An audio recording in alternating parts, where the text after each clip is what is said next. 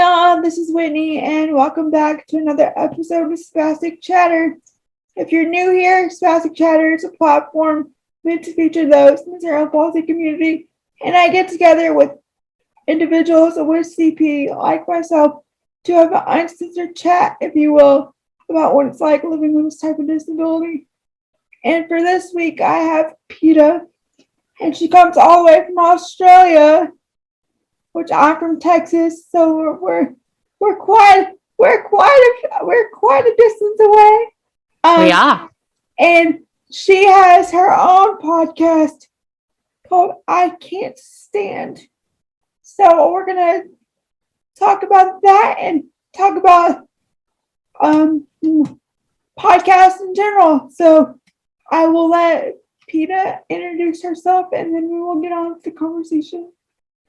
Thank you so much for having me, Whitney, and thank you for the lovely introduction. Hello, everyone. As Whitney said, my name's Peta. I have cerebral palsy and I live in Melbourne, Australia. I'm a disability advocate and a podcaster. Awesome. So starting from the beginning, what kind of got you into podcasting? Well, to be honest, it's been quite a journey. It wasn't the plan, particularly when I came out of university. I have a business degree, a bachelor's, and I have a master's degree, and I was very clear in my direction. I wanted to go into accessible tourism, but the accessible tourism industry was not ready for me. And I went and started work in community services, and I was there for about 5 years. And then I thought, you know what? This is not what I'm meant to do. I need to do something that's more me. And I decided talking was always my strength. I've always been taught that when I was at school, that I always talk too much. So I thought, you know what? I'm going to use it to my advantage. And I started my podcast called I Can't Stand. It's a weekly podcast, and I answer questions from my audience about what it's really like to live with a disability. So it's an educational podcast that's really approachable, very short, to the point. I like to be your friend in your ears. That's awesome. So you said that you answer questions from your viewers about what it's like to live with a disability. What is one of your is there a question that you always the most popular that you always get? I think from the disability community, if we're talking about that cohort, they love talking about media representation and why media representation is really important, because when you think about it, particularly here in Australia, I don't know what it's like for you over there, Whitney, in America, but there's not that many people with disabilities on television, on radio, and we're not really represented in the media in a positive light a lot of the time. A lot of the time, disability is still seen as a tragedy and a vehicle, to sell things like insurance or, all those sorts of things. So that's definitely a very popular topic. And then when we go to the non-disabled people that listen to my podcast, they're really interested in understanding what ableism is and why it's important and how they can be better allies to disabled people. That's awesome. So the good always there's always that bad seed in the crowd. Have you ever experienced any negativity, and how did you go about handling that? As far as the podcast, there's always people that don't quite understand what I'm doing. But to be honest, I don't really pay much attention, because I don't know whether you're like me, Whitney. I'm very used to people not understanding who I am and what I'm trying to do. So I'm very good at going, okay, that's okay. You're not my person. I hope you're okay, and move on and go and find my people that understand me and are part of my community. Awesome. So I have a question, because I have a feeling that there's some sarcasm behind this, and that's my favorite. Why did you decide to name your podcast I can't stand.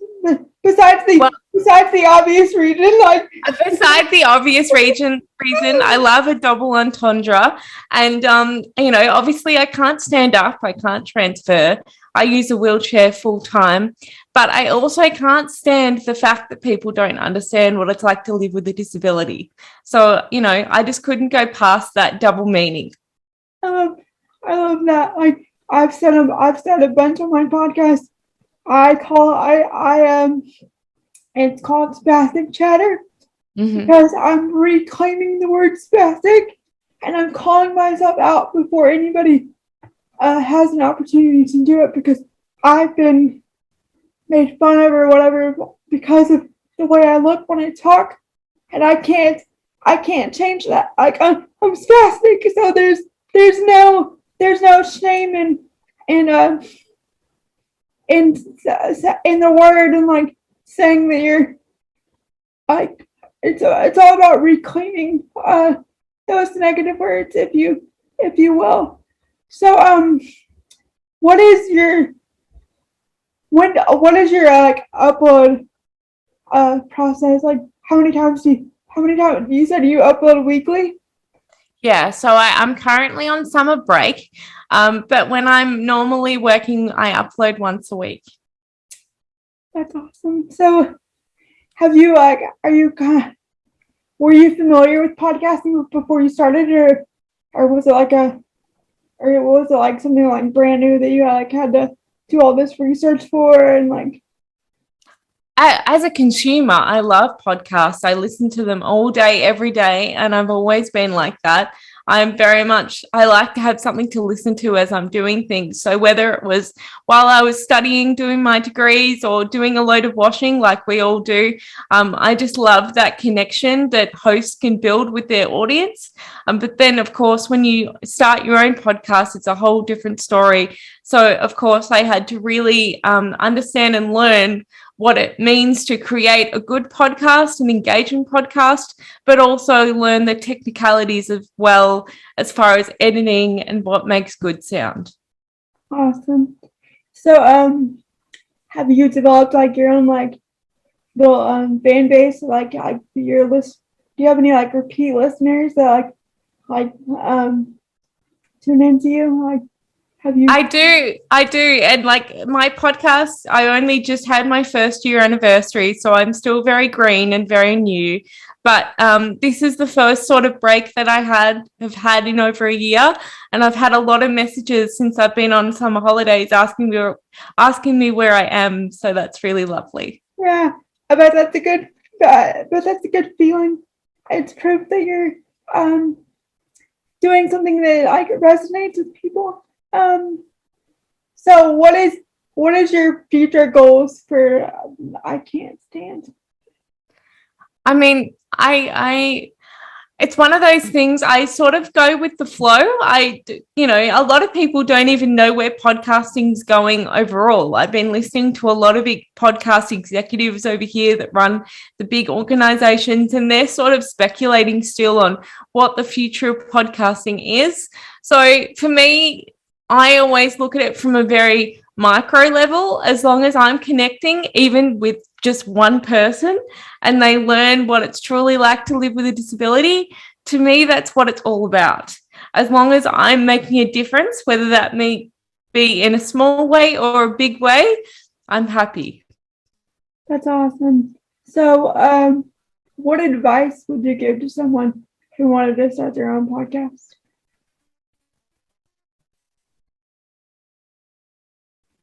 Advice is just do it. Don't wait around. Just do it. There's lots of podcasting courses that you can do. I did one and that was invaluable to me. But I think the scariest thing is often starting. So once you start, the sky's the limit, really. I was quite hesitant when I first started. I thought, gee, is this really what people want to hear? Am I an engaging person? Am I just going to bore somebody's ears off? But slowly, as you get along, you learn what your mic style is, you learn what the listeners are wanting, and you start and build a little community as you go along.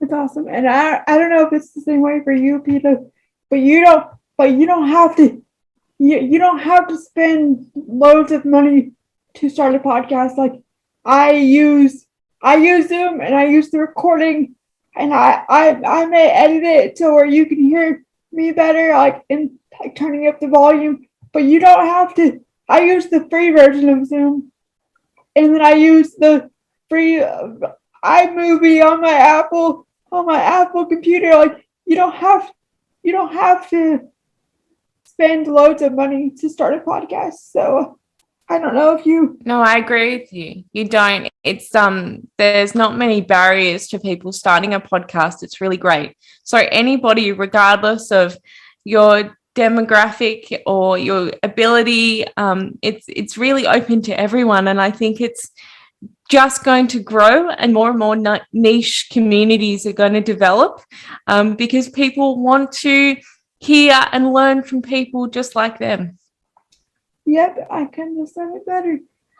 So where can people listen to you, Peta? Yeah, so the I Can't Stand podcast is on all major podcasting platforms, including Apple, Spotify, and Google. And you literally just Google I Can't Stand podcast and I pop up. I'm also on Instagram at Peter Hooke, PetaHooke. Awesome. Well, I will put that in the description so that people can go follow you. And thank you, Peta, for wanting to be on my podcast. It's cool how we can connect two podcasts together. Absolutely, Whitney. And I think what you're doing is really important. You should be very proud of yourself. Awesome. Well, same to you. And for those of you watching, if you want to be a guest on Spastic Chatter, just comment wherever you see this video, and I'd be happy to have you. So check back. I always say check back next week for another episode of Spastic Chatter, but things have been so crazy lately that I'm not sure there will be an episode next week. So just continue to check back, and I will speak to you guys later. Bye.